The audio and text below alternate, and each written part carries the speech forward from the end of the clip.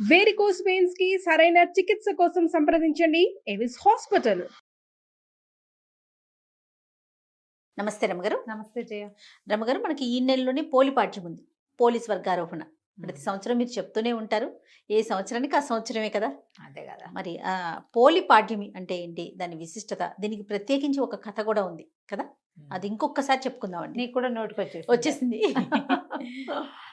ఈ కార్తీక మాసపు చివరి రోజు వెళ్ళగానే తెల్లవారి పోలి పాడ్యమి, మార్గశిర శుద్ధ పాడ్యమి.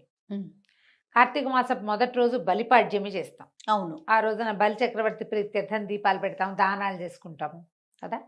చివరి రోజు ఇప్పుడు ఈ పాడ్యమి నాడు కార్తీకం మొదలైతే బలిపాడ్యమి నాడు పోలిపాడ్యమితో కార్తీక ఆరాధనలు మొత్తం పూర్తయిపోతాయి. కార్తీక పురాణం వింటాం కూడా పూర్తయిపోతుంది. 30వ రోజు కింద వస్తుంది. మామూలుగా ఏంటంటే మనం రోజులు లెక్క పెట్టుకుంటాం. అవునండి, 30 రోజులు 30 కథలు. అయితే తిథుల ప్రకారం 29 రోజులకే మాసం ఫినిష్ అయిపోతూ ఉంటుంది మనకి. పాడ్యం నుంచి మన అమావాస్య దాకా అయిపోతుంది కదా. ఇంచుమించుగా 30వ రోజున పోలిపాడ్యమే పడుతుంది. కార్తీక పురాణపు కథల్లో ఇది చెప్పాను నేను. 30వ రోజు పారాయణ కూడా ఉంది. 30వ రోజు కార్తీక పురాణ శ్రవణం ఉన్నది. ఓకే. కానీ ఒకసారి మళ్ళీ చెప్తే, ఇదేంటంటే నెల పొడుగునా దీపాలు పెట్టిన వాళ్ళు ఆఖరి రోజైనటువంటి ఈ కార్తీక అమావాస్య దిగగానే వచ్చే పాడ్యమి నాడు తెల్లవారుజామున నీటిలో దీపాలు వదిలిపెట్టడం, జ్వాలాతోరణ సమర్పణ చేస్తారు. నీళ్లలో అమ్మ వెళ్ళిరా అని కార్తీక దీప జ్యోతిని పంపిస్తారు, సాగనంపటం. ఈ నెల రోజులు స్నానాలు చేస్తారు. తెల్లవారుజామునే ఒక పొద్దులు ఉంటారు, ఉపవాసం చేస్తారు, పూర్తిగా నక్తాలు ఉంటారు. తర్వాత దానాలు చేస్తారు, రకరకాలు దుప్పట్లు గిప్పట్లు అలాంటివి కూడా దానం చేస్తాము. మనం బట్టలు వస్త్రదానం చేస్తాం. బ్రాహ్మణులకి మోయిని ఇచ్చే పద్ధతులు ఉంటాయి, ఇది ఇస్తారు కదా, పొత్తర్లు ఇవ్వటాలు అలాంటివన్నీ చేస్తారు. తర్వాత దేవాలయ దర్శనాలు చేస్తాం, ఎక్కడైనా తీర్థాటన చేస్తాం, ప్రతిరోజు దీపారాధన చేసుకుంటాము, తులసి ఆరాధన చేస్తాం. ఎన్ని రకాలు ఉన్నాయి కార్తీకంలో, ఎన్నో రకాల ఆరాధనలు చెప్పారు, ఎన్నో రకాల ఉపాసనలు. ఏది చేయగలిగిన వాళ్ళు అది చేస్తారు. ఇవన్నీ చేసి ఈ చివరి రోజున కనుక నీటిలో దీపాలు విడిచిపెడితే అద్భుతమైన ఫలితం లభిస్తుందని చెప్తారు. అయితే ఈ రోజున ఇప్పుడు మనం ఏ నీళ్ళల్లో వదులుతాం? మనకి ప్రవాహాలు లేవు, కాలువలు లేవు, ఏమీ లేవు, ఓవర్ హెడ్ ట్యాంకులు ఉన్నాయి అంతే. అందరికీ ఏం చేయలేం కదా. అందుకని సూక్ష్మంలో మోక్షం ఒక బకెట్లో, ఒక అరటి దొప్పలో ఏం చేసేవాళ్ళు అంటే, ఇది వరకు ఈ ప్రమిదలు వదిలిపెట్టడం కాదు, అరటి దొప్ప. ఈ అరటి దొప్పలు ఎక్కడి నుంచి వస్తాయి? మనకి అరటి చెట్టు కాండం తాలూకు డిప్పలు తీస్తాం. ఓకే, తీస్తే అది ఇట్లా ఇలా దవ్వలాగా ఇలా చిన్న అర్ధచంద్రాకారంలో వస్తుంది. దాన్ని చిన్న చిన్న ముక్కలుగా కట్ చేసి ఒక దాంట్లో అంత దానికి 1 2 3 4 4 5 కంతలు చేస్తే అది ఏంటంటే అడుగు భాగం బేస్ ఉంటుంది. ఓకే, దాంట్లో మనము నేతులు, ఆవు నేతిలో ముంచినటువంటి పువ్వొత్తుల్ని వేసి వెలిగిస్తే అందులో నెయ్యి హవనం అయ్యేదాకా, హుతం అయ్యేదాకా ఆ దీపం వెలుగుతుంది. ఆ జ్వాల అలా వెళ్తూ ఆ నదిలో తన తాలూకు దీపశక్తిని చూపించుకుంటూ వెళ్తుందన్నమాట. ఇప్పుడు మనం ఏం చేయాలి? కనీసం ఇళ్లలో ఉన్న ఓ బకెట్లోనే అన్నిట్లో వదిలిపెట్టడం. ఓకే. జలంలో ఒక రకమైన అగ్ని ఉంటుంది, నీళ్ళలో నిప్పు ఉంది కదా, మనకు తెలుసు, కరెంట్ ఉంది కదా, ఆ శక్తినికి ఆరాధన చేస్తున్నాం మనం. కార్తీకంలో నీటిలో విపరీతమైన శక్తి ఉంటుంది. మనం అందుకే కదా చెప్తాం జలే గంగా అని చెప్తాం, తైలే లక్ష్మి జలే గంగా. ఆ నీటిలో ఉన్నటువంటి ఆ గంగా నదికి, ఆ అగ్నిస్వరూపుడికి అందరికీ హారతిస్తున్నట్టుగా ఈ దీపాలు వదిలిపెడతాం. ఈ కార్తీకంలో ప్రవాహంలో దీపాలు వదిలిపెడితే బాగా మంచు వచ్చేస్తుంది కదా, ఆ ప్రవాహంలో అటు ఇటు ఉన్న వాళ్ళకి దీపాల వెలుగు కూడా వస్తుంది. ఆ దీపం వల్ల వచ్చేటువంటి కాస్మిక్ ఎనర్జీ, ఒక రకమైన ఇది వస్తుంది కదా, దీపశక్తి, అది మన నుంచి ముందుకెళ్తుంది అన్నమాట. మన జీవశక్తిని పెంచుకుంటూ వెళ్తుంది. అందుకోసమని చేసేవాళ్ళం. మనకు అవకాశం లేదు కాబట్టి బకెట్లో అయినా వేసుకోవటం, ప్రవాహాల్లో వదిలిపెట్టేవాళ్ళు. పాత రోజుల్లో చేసేవాళ్ళు. మా వాకిట్లో చెరువు ఉంది కదా, మా ఊళ్ళో చేసుకునేవాళ్ళు చెరువులో వదిలిపెట్టడం. చెరువులో ఎంత చెరువు ఇటు నుంచి అటు వెళ్తుంది. కాలువల్లో వదిలితే చాలా మంచిది, నదీ ప్రవాహాల్లో వదిలితే మంచిది, విశేషమైన ప్రయోజనం లభిస్తుంది. దీనికి అనుబంధంగా ఒక చిన్న కథ చెప్తారు. పోలమ్మ, పోలి కథ, పోలి స్వర్గారోహణ చేసిన కథ అని చెప్తారు. స్వర్గారోహణం చేయటం అంటే ఎప్పుడు చేస్తారు? మరణించాక, కాలం చేశాక ఆమెకి కాలం తీరిపోయిందని, అందుకే స్వర్గారోహణం చేసిందని ఒకటి చెప్తారు. బొందితోటే స్వర్గారోహణ చేసిన, శరీరంతో వెళ్ళిపోయింది అని ఒక కథ చెప్తారు. మనం ఏ కథ అయినా చెప్పుకోవచ్చు. ఈ పోలి అనే అమ్మాయి ఒక రజక కుటుంబంలో ఆఖరి కోడలు. మిగిలిన వాళ్ళంతా కొంచెం గద్దరి వాళ్ళు, తెలివైన వాళ్ళు. పోలి మెతకది, భక్తురాలు. ఆ అమ్మాయికి ముందు నుంచి దేవుడికి దండం పెట్టుకోవటము, ఏదైనా మంచి పని చేయటము అవి ఉండేవి. ఇప్పుడు వీళ్ళంతా కూడా ఏంటంటే ఈ నిత్య పూజా విధానాలు లేని కాలం అది. ఓ ఈ కథాకాలము రోజువారీ దీపారాధన చేయటం, రోజువారీ భజన చేసుకోవటం, రోజువారీ పూజలు, గుళ్ళోకి వెళ్ళటాలు అవి లేవు. అందరూ గుళ్ళోకి వెళ్ళే రోజులు కూడా కావు. ఓ ప్రత్యేకంగా కార్తీక మాసం ఆరాధనా మాసంగా ఉండేది ఆ కాలంలో. అప్పుడు ఏం చేసేవాళ్ళు, ఈ ఇంట్లో దీపాలు గీపాలు లేక వీళ్ళు నదీ తీరానికి వెళ్ళిపోయి నదిలో స్నానం చేసి నది ఒడ్డునే దీపారాధన చేసుకుని కార్తీక దామోదర ప్రీత్యర్థం దీపారాధన మహంకరిచి అని ఎవరన్నా అయ్యగారు మంత్రం చెప్తే చెప్పినట్టు, లేకపోతే దేవుడికి తమకు చేత వచ్చినట్టుగా దండం పెట్టుకుని స్నానం చేయటం, దీపం పెట్టడం. కార్తీకంలో ఇంకా ఏమీ లేదు, స్నానాలు దీపాలు అంతే. అయితే ఈ ఇంటిల్లిపాది వెళ్ళేవాళ్ళు. ఇప్పుడు ఇంటిల్లిపాది వెళ్ళిపోతే తెల్లవారు మళ్ళీ వెనక్కి తిరిగి వచ్చేసరికి ఎండెక్కి వస్తారు. అప్పుడు దీపావళి పని ఎట్లా ఇంట్లో? అందుకని మెతగతగా ఉన్నటువంటి పోలిని ఇంట్లో విడిచేసి ఆ అమ్మాయి తాలూకు 4-5 తోడుకోడళ్ళు, అత్తగారు వెళ్ళిపోయేవాళ్ళు. ఈ పిల్ల కూడా తను కార్తీక స్నానం చేయాలని అదని ఉండేది మనసు. కానీ అది అవకాశం లేదు.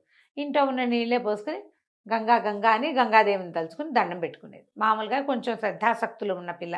వీళ్ళకి రోజువారీ పూజా విధానాలు ఉన్నట్టు కథలో చెప్పరు. ఆ కథాకాలం కూడా అలాంటిది కాదు. ఈ నెలలోనే చేసుకునేవాళ్ళు. 4 రోజులు వాళ్ళు ప్రతిరోజు వెళ్ళిపోయారు. ప్రతిరోజు పాలు దిగి, గొడ్లకు మేత ఇయ్యి, వెన్న దిగి, అది దిగి, ఇది దిగి అని చెప్పేవాళ్ళు. అయితే చివరి రోజైన ఈ పాడ్యమి నాడు, అదేంటి అమావాస్య వెళ్ళిపోయింది. ఆ అమ్మాయి అమావాస్య ఉందనే భావించింది. అమావాస్య వెళ్ళిపోతాం. వీళ్ళంతా వెళ్ళిపోయారు దీపాలు పెట్టుకోవడానికి. ఈ అమ్మాయి ఏమనుకుందంటే, ఇంట్లో ఉన్నాం, కనీసం ఇక్కడైనా దీపం పెట్టుకుందాం వీళ్ళు వచ్చే లోపలని ఏం చేసింది, ఇక అత్తగారన్నీ తలుపులు వేసుకుంటుంది. వాళ్ళ ఇంట్లో దీపారాధనకి వ్యవహారాలు ఏమీ లేవు. ఉన్నవి పట్టుకెళ్ళి అక్కడ దీపం పెట్టుకుంటారు వాళ్ళు, ఇక్కడేం లేదు. అందుకని అమ్మాయి ఏం చేసిందట, వెన్న చిలికి ఆ కవ్వానికి ఉన్న అది ఇంత ముద్ద రావాలి లెక్క, అది తీసి అక్కడ పెట్టింది. కవ్వానికి వెన్న అంటుకుని ఉంటుంది గాళ్ళల్లో, తెలుసు కదా, ముద్దలా ఉంటుంది కవ్వం ముద్ద. ఆ ముద్ద తీసి దాంట్లో నుంచి అట్లా అలాగా తీస్తే అంత నలకంత వెన్న వచ్చింది. ఆ దొడ్లో ఒక పమిడిపత్తి చెట్టు ఉందట వాళ్ళకి. చెట్టు విచ్చుకుంటాయి కాయలు. అవును. అందులో నుంచి కొద్దిగా పత్తి తీసి దాన్ని బాగా నలిపి ఒత్తి చేసి ఈ వెన్నతోటి తడిపి ఒక చిన్న ఆకు దొన్నెలో ఆ దీపాన్ని ముట్టించింది. ముట్టించి ఏం చేసింది, చాకలి కడవ ఉంటుంది వాళ్ళ ఇంట్లో, చాకలి బాణ, బట్టలు ఉడకబెట్టడానికి వాడతారు. పొయ్యెక్కిచ్చి చవుడు అవి వేసి బట్టలు ఇస్త్రీ చేస్తారు కదా వాళ్ళు, దాన్ని ఏదో అంటారమ్మా, బట్టల్ని కమ్ము బిడవటం అంటారు. మీ ఊళ్ళల్లో ఏమంటారో నాకు తెలీదు. కమ్ము బిడిచి ఇవ్వు అని చెప్పేవాళ్ళు మా వాళ్ళు. కమ్ము బిడవటం అంటే ఆ నీళ్లు బాగా మరిగించి అందులో సున్నము, చవుడు ఏదో వేసి ఈ దుప్పట్లు కొంచెం గార రంగు వచ్చేస్తాయి, పాతపడిపోయి అంటే మాసిపోయిన దుప్పట్లు అందులో పడేసి ఉడికిచ్చేవాళ్ళు. ఉడికించాక బట్టలు బాగా వేడి నీళ్ళల్లో సలసల్లాడితే ఆ గాళ్ళల్లో అవే నేతలో ఇరుక్కుపోయిన మురికంతా బయటకు వచ్చేస్తుంది. తర్వాత ఏం చేసేవాళ్ళు, శుభ్రంగా జాడిచ్చి 2 దెబ్బలు కొట్టి జాడిచ్చేసి ఆరేసి ఇస్త్రీ చేసి ఇచ్చేవాళ్ళు. కమ్ము బిడవటం, కమ్ము పిడిచినట్టుంది అని చెప్పేవాళ్ళు. దాని పేరే అది, ఇంకా అంతకంటే వేరే ఏముందో నాకు తెలియదు. అయితే ఈ బాణ ఒకటి ఉంది పెద్దది, అవి చిట్టి ఉండవు, బాగా 25-30 దుప్పట్లు ఎట్ ఏ టైం వేసేలాగా పెద్ద చాకలి బాణ, దాని పేరే అది, చాలా పెద్దది. అది తిరగేసి అందులో నీళ్ళు పోసి ఆ బాణలో విడిచిపెట్టింది ఆ దీపాన్ని. అయితే ఏమైంది, అదే సమయానికి విష్ణుదూతలు వెళ్తున్నారట ఆకాశంలో. వెళ్తుంటే ఈ అమ్మాయి ఆ బాణలో దీపం వేశాక గుమ్మానికి ఆనుకొని కూర్చుంది. ప్రాణం పోయింది. ఆ అమ్మాయికి సమయం అయిపోయింది. ప్రాణం పోయేసరికల్లా చటుక్కున వీళ్ళు దిగొచ్చి దేవదూతలు ఎవరు కూడా విష్ణు పార్షదులే వచ్చి ఆ అమ్మాయిని చేదుకుని దాంట్లో కూర్చోబెట్టుకున్నారు. పుష్పక విమానంలో ఒక విమానం వేసుకొచ్చారు వాళ్ళు. వీళ్ళిద్దరూ ఎట్లా ఉన్నారు, శంఖచక్రాలు ధరించి తామర పువ్వులు మెళ్ళలో దండలు కూడా కమలాలంకృతులుగా ఉంటారు వాళ్ళు. సాక్షాత్ విష్ణు స్వరూపులుగానే ఉంటారనమాట. చక్కగా ఉన్నారు, పద్మమాలాలంకృతులుగా ఉన్నారు అని చెప్తారు. ఎప్పుడైతే ఈ అమ్మాయి ఆ విమానంలో కూర్చుందో కాళ్ళు వేళ్లాడేసుకుని కూర్చుందట పక్కన ఒదిగి. కూర్చునేసరికల్లా ఈ అమ్మాయి వీళ్ళింటి నుంచి విమానం లేచేసరికల్లా చుట్టుపక్కల వాళ్ళు చూసేసి అమ్మో పోలిని తీసుకుపోతున్నారు, పోలికి స్వర్గం వచ్చేసిందని కేకలు పెట్టేసరికల్లా ఆ కేకలు ఒక్క కేక నుంచి ఓ కేక అట్ట పోయి ఆ నది తీరం నుంచి స్నానం చేసి తిరిగి వస్తున్న అత్త ఆ తోడుకోడళ్ళకి వినపడింది. అందరూ ఆశ్చర్యపడి, ఇదేంటి 4 రోజులు దీపం మేము పెడితే దీనికేటా వచ్చింది స్వర్గం, విమానం మాకు రావాలి, దానికేటా వచ్చింది. అత్తగారు పరిగెత్తుకుంటూ వచ్చి అవి ఎగిరిపోతున్న విమానంలో నుంచి కాళ్ళు వేళ్లాడేసి కూర్చుని ఆ పోలి కాళ్ళు పట్టేసుకుందట ఆవిడ వెళ్ళటానికి. తను కూడా ఆ అమ్మాయి కాళ్ళు, అత్తగారి కాళ్ళు పెద్ద కోడలు కాళ్ళు చిన్న కోడలు, అట్ట వరుసగా 5గురు ఒకళ్ళ కాళ్ళు ఒకళ్ళు పట్టుకుని వేళ్లాడుతూ వెళ్ళారు. పైకి వెళ్ళారు కొంతమేరకి.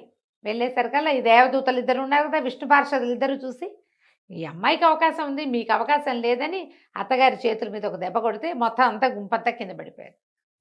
పోలీస్ స్వర్గానికి వెళ్ళిపోయింది. అది మార్గశిర శుద్ధ పాడ్యమి, అమావాస్య వెళ్ళిపోయిన మరుసటి రోజు. ఆ రోజున అమ్మాయికి స్వర్గారోహణ లభించింది. ఆఖరి రోజైనా దీపం పెట్టండి నాయనా, స్వర్గం లభిస్తుందని చెప్పడం. చివరి రోజున 4 రోజులు చేయలే, పాడ్యం నాడైనా పెట్టండి కనీసం, అంతే.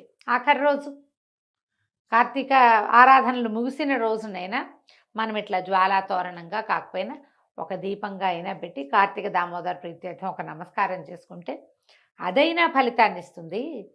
అది మాత్రం ఎందుకు మానేయాలి? మనం ఏం చేస్తాం, 4 రోజులు పెట్టుకున్న వాళ్ళు ఆ రోజు పెట్టుకుంటారు. ఏ రోజు పెట్టుకోలేని వాళ్ళు ఈ రోజు అయ్యో కార్తీక మాసం అయిపోయింది అని అమావాస్య నాడు అనుకోకర్లా, తెల్లవారి పొద్దున్నే పెట్టండి దీపం తప్పకుండా. దీన్నే కార్తీక పోలిపాడ్యమి స్వర్గారోహణ కథ ఇదే చెప్తారు. ఆమెని జీవించి ఉండగానే తీసుకుపోయారని ఓ కథ చెప్తారు. జీవించి ఉండగానే తీసుకెళ్తే ఆ అమ్మాయి కాళ్ళు వీళ్ళంతా పట్టుకున్నారు, అప్పుడు కూడా ఇదే ఓకే. ఆ అమ్మాయి జీవించి ఉండగానే స్వర్గం లభించింది, లేదా స్వర్గం అని చెప్తారు. విష్ణు పార్షదులు వచ్చారని చెప్తారు పురాణంలో. ఆమెకు అవకాశం లభించింది. ఎందుకంటే శ్రద్ధ, ఆసక్తి, భక్తి ఈ మూడిటి వల్ల ఎంత అవకాశం ఉంటే అదేదో బ్రహ్మాండం పగలదీసే పూజ కాకపోయినా చిన్నది కనీసం అందుబాటులో ఉన్న చిన్న దీపం పెట్టి, దేవుడా ఇదంతా నీ వల్ల అని ఒక దండం పెడితే చాలదు, అంతే. అదైనా చాలు. ఆ ఒక్కరోజైనా చేతనైనంత చిన్న దీపమైనా పెట్టి నమస్కారం చేసుకోమని. ఇప్పుడు ఆ రోజు ఈ కథ వినాలా రమ్మగారు? ఈ కథ వినాలి, ఈ కథ తలుచుకుంటే మంచిది. సంతోషం. ఇంకా ప్రత్యేకించి మనం చేయాల్సిన పూజా విధానం ఏమన్నా ఉంటుంది? ఏమీ లేదు, దీపం పెట్టడమే ప్రధానం, అంతేనా? అంతే. తప్పకుండా రమ్మగారు. నమస్తే. నమస్తే.